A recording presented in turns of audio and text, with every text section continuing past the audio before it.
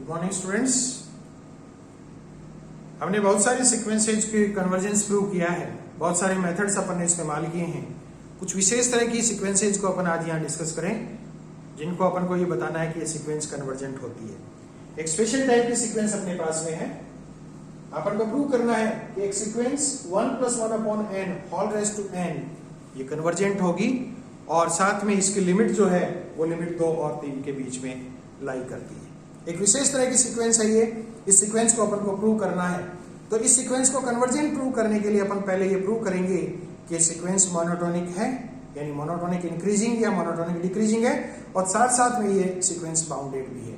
यदि कोई sequence monotonic increasing और बाउंडेड होती है तो अपन जानते हैं कि वो सीक्वेंस कन्वर्जेंट होगी, और यदि वो कन्वर्जेंट है तो उसकी लिमिट भी अपन फाइंड आउट कर सकते हैं। यहाँ पर जो xn दे रखा है वो 1 + 1/n whole raise to n दे रखा है। राइट हैंड साइड में अपन एक सीरीज बनती है, ध्यान है तो ये बाइनोमियल सीरीज है। इसको अपन यदि बाइनोमियल से एक्सपेंड करते हैं तो ये मिलेगा अपन को 1 + nx + n × n - 1x² upon factorial 2 से 1 + n × 1/n + n × 1 - n × n - 1 upon factorial 2 × 1/n² + n - 1 upon factorial n × 1/n raise to n। थोड़ा सा इसको मैनिपुलेट करें अपन, n की मैक्सिमम पावर को बाहर ले लें तो ये मिलेगा 1 + 1 + 1 bye factorial 2 × 1 - 1/n + 1 upon factorial n × 1 - 1/n 1 - 2/n × 1 - n - 1/n। ये अपन को उस xn को यदि बाइनोमियल से अपन एक्सपेंड करते हैं और थोड़ा सा मैनिपुलेशन करते हैं तो xn इस रूप का आता है। ये उस सीक्वेंस का nवां पद अपन को मिला। उस सीक्वेंस का nवां पद अपने पास में है। n + 1वां पद अपन यदि निकालें तो इक्वेशन फर्स्ट में यदि n की जगह अपन n + 1 रिप्लेस कर दें, if we replace n by n + 1 in equation first, then we get xn + 1 is such that x n की जगह यदि n + 1 अपन रिप्लेस कर दें तो सीक्वेंस का n + 1वां पद मिलेगा, और वो n + 1वां पद अपन को इस तरह से मिलता है। अपन ये जानते हैं कि 1/n + 1 एक संख्या है जो 1/n से छोटा है। दोनों साइड से माइनस से मल्टीप्लाई करते हैं तो इनइक्वालिटी बदल जाती है, दोनों साइड में 1 जोड़ते हैं तो कोई फर्क नहीं पड़ता। तो अपन को एक रिजल्ट मिला कि 1 - 1/n + 1 > 1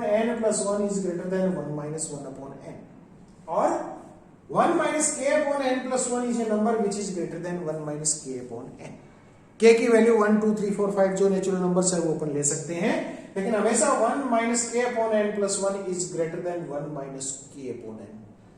इस रिजल्ट को इस्तेमाल करते हुए इक्वेशन फर्स्ट और सेकंड को यदि अपन कंपेयर करें तो कंपैरिजन से अपन को पता चलता है कि पहले दो पदों को छोड़कर यदि संगत पदों की तुलना करें, यदि पहले दो पदों को छोड़कर संगत पदों की तुलना करते हैं तो इक्वेशन सेकंड का प्रत्येक पद इक्वेशन फर्स्ट के प्रत्येक संगत पद से बड़ा होगा। और यदि ऐसा होता है तो इसका मतलब इक्वेशन सेकंड से जो पद रिप्रेजेंट है xn + 1 वो xn से बड़ा होगा। सो इनसे अपन को रिजल्ट से जो इन दोनों को अपन इस्तेमाल करते हैं, कंपेयर करते हैं, और इस रिजल्ट को इस्तेमाल करते हैं तो अपन को एक रिजल्ट मिलता है कि xn + 1 is greater than xn। और यदि n + 1वां पद n वाले पद से बड़ा है तो सीक्वेंस मोनोटोनिक इंक्रीजिंग होगी, जो अपन को पहला रिजल्ट प्रूव करना है। इसी तरह से जो फर्स्ट इक्वेशन है उस फर्स्ट इक्वेशन को फिर अपन थोड़ा सा मैनिपुलेट करें, और मैनिपुलेट करके इस तरह से उसको लिखें। उसमें से केवल पॉजिटिव टर्म्स अपन रख लें, नेगेटिव टर्म्स को यदि उसमें से हटा देते हैं तो लेफ्ट हैंड साइड वाली जो टर्म है वो उन सारी पॉजिटिव टर्म्स से छोटी हो जाएगी, इक्वेशन जो है वो इनइक्वालिटी में बदल जाएगा। सो फर्स्ट इक्वेशन को अपन इस तरह से रिप्रेजेंट करें, इस तरह से लिखें कि xn is less than 1 + 1 + 1 by factorial 2 + 1 by factorial 3 + 1 by factorial n। ये जो फैक्टोरियल्स हैं, इन फैक्टोरियल्स को यदि अपन 1/2 की पावर्स के रूप में रिप्लेस करना चाहें, अपन जानते हैं 1/3 is a number which is always less than 1/2। 1/4 is a number which is always less than 1/2 raised to 3। Similarly, 1/n is a number which is always less than 1/2 raised to n - 1। तो ये जो factorials हैं, इन factorials को यदि अपन 1/2 की powers के रूप में रिप्रेजेंट करते हैं तो जो नई सीरीज आती है वो नई सीरीज पहले वाले से बड़ी सीरीज होगी, और यदि पहले वाले से बड़ी सीरीज होगी तो पहले वाले से जो टर्म रिप्रेजेंटेड है वो बाद वाले से छोटा होगा। तो अपन को मिलता है कि xn is less than 1 plus 1 plus 1 by 2 plus 1 by 2 raised to 2 plus 1 by 2 raised to n minus 1। यहां से अपन को देखो एक चीज मिलती है, एक सीरीज मिलती है यहां से। ये एक बहुत ही इंपॉर्टेंट सीरीज है जिसको अपन ज्योमेट्रिक सीरीज कहते हैं। इस ज्योमेट्रिक सीरीज के यदि n पदों का योग निकालें अपन तो xn जो है वो xn अपन को मिलेगा, योग निकाल लें इसको। सो xn is less than 1 plus 1 minus 1 upon 2 raised to n upon 1 minus 1 by 2। Solve कर दें तो xn की वैल्यू मिलेगी, xn is less than 3 minus 1 upon 2 raised to n minus 1। तो यहां से एक रिजल्ट मिलता है कि xn की वैल्यू 3 से छोटा है।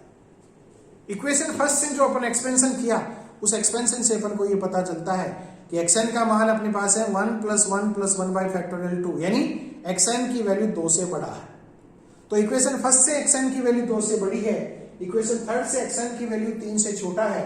तो इन दोनों को यदि कंबाइन करते हैं तो अपन को एक रिजल्ट मिलता है कि xn की वैल्यू 2 और 3 के बीच में लाई करती है। यदि xn की वैल्यू 2 और 3 के बीच में लाई करती है इसका मतलब सीक्वेंस बाउंडेड सीक्वेंस है। तो अपन को रिजल्ट मिलता है xn इज बाउंडेड सीक्वेंस। पहले अपन ने ये प्रूव किया कि xn जो है वो मोनोटोनिक इंक्रीजिंग सीक्वेंस थी, और यहां अपन ने प्रूव कर दिया कि सीक्वेंस बाउंडेड है। और अपन जानते हैं प्रत्येक मोनोटोनिक इंक्रीजिंग सीक्वेंस जो बाउंडेड है वो कन्वर्जेंट होती है। तो अपन को रिजल्ट मिला कि सीक्वेंस xn मोनोटोनिक और बाउंडेड है, तो इसका मतलब कन्वर्जेंट होगी, जो अपन को पहला रिजल्ट प्रूव करना था। इक्वेशन 4 में अपन देखते हैं कि xn की वैल्यू 2 और 3 के बीच में लाई करती है। यदि इसकी लिमिट अपन लेते हैं तो अपन को पता चलता है कि limit n tends to infinite xn की वैल्यू 2 और 3 के बीच में लाई करती है। यानी जो सीक्वेंस अपन को दे रखी है वो सीक्वेंस कन्वर्जेंट है और उसकी लिमिट 2 और 3 के बीच में लाई करती है। Thank you very much.